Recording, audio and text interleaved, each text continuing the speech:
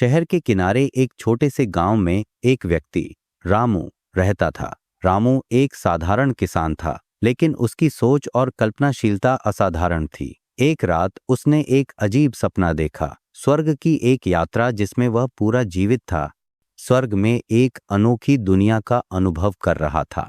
उसने देखा कि स्वर्ग में उसे एक अनोखा स्वागत मिला और उसके हर इच्छा को पूरा किया गया।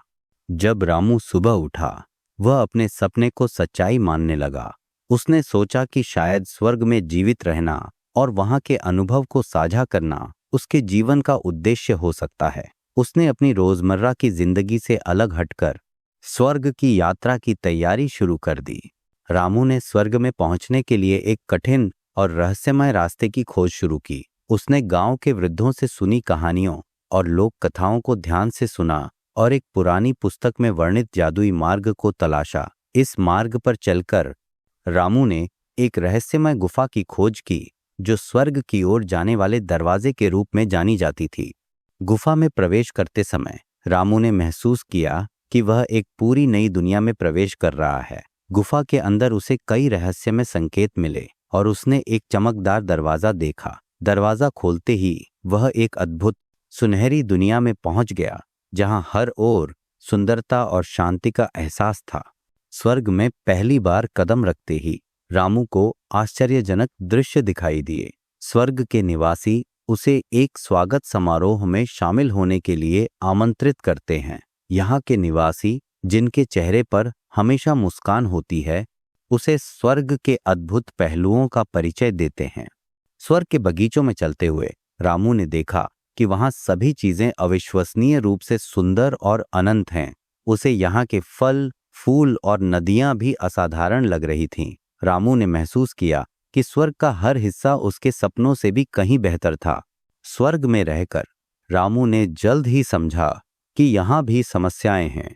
स्वर्ग के निवासी उसे बताते हैं कि स्वर्ग में एक असंतोषजनक तत्व भी है, जो यहाँ के शांतिपूर्ण जीवन को प्रभावित करता है। यह असंतोषजनक तत्व मानव जीवन की चाहत और लालच है, जो स्वर्ग के शांतिपूर्ण वातावरण को अस्थिर कर देता है। रामू ने महसूस किया कि उसका यहाँ रहना एक मिशन हो सकता है, स्वर्ग के निवासियों को इस असंतोषजनक तत्व से मुक्त करने का। उसने स्वर्ग में समस्याओं को समझने और उनका समाधान ढूंढने की ठानी। रामू ने स्वर्ग के ज्ञानियों और प्रमुखों से संपर्क किया और समस्याओं के समाधान के लिए उनके सुझाव लिए। उन्होंने बताया कि स्वर्ग की असंतोषजनकता को दूर करने के लिए एक अनोखे अनुष्ठान की आवश्यकता है, जिसमें स्वर्ग के हर निवासी को अपनी इच्छाओं और लालच को त्यागना होगा। रामू ने इस अनुष्ठान की तैयारी शुरू की और स्वर्ग के निवासियों को इसके महत्व को समझाने के लिए विशेष कक्षाएं आयोजित की। यह अनुष्ठान स्वर्ग की समस्याओं को सुलझाने और एक स्थिर और शांतिपूर्ण जीवन सुनिश्चित करने के लिए था। रामू के नेतृत्व में स्वर्ग के निवासियों ने अनुष्ठान की प्रक्रिया को अपनाना शुरू किया। अनुष्ठान के दौरान लोगों ने अपनी इच्छाओं और लालच को त्यागने के लिए स्वयं को समर्पित किया। यह प्रक्रिया एक आत्म ज्ञान और आत्म स्वीकृति का अनुभव थी। रामू ने देखा कि इस अनुष्ठान ने स्वर्ग के निवासियों के जीवन में शांति और संतुलन वापस ला दिया। उन्होंने महसूस किया कि उनकी मेहनत और समर्पण का फल अब सामने आ रहा था। स्वर्ग में एक नई ऊर्जा और सामंजस्य का संचार हो रहा था।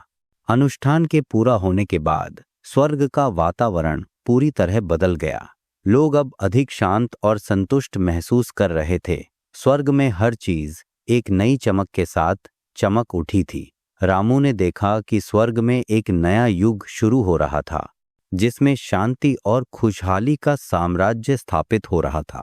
स्वर्ग के निवासियों ने रामू का धन्यवाद किया और उसे एक महान कार्यकर्ता मान लिया। उन्होंने उसकी कड़ी मेहनत और प्रतिबद्धता की सराहना की और उसे स्वर्ग में एक विशेष स्थान प्रदान किया। स्वर्ग में अपने अनुभव के बाद रामू ने महसूस किया कि उसका समय स्वर्ग में समाप्त हो चुका है। उसने स्वर्ग के निवासियों से विदाई ली और वापसी की तैयारी शुरू की। स्वर्ग के दरवाजे से बाहर आते समय उसने देखा कि उसके पास कई अमूल्य शिक्षाएं और अनुभव हैं।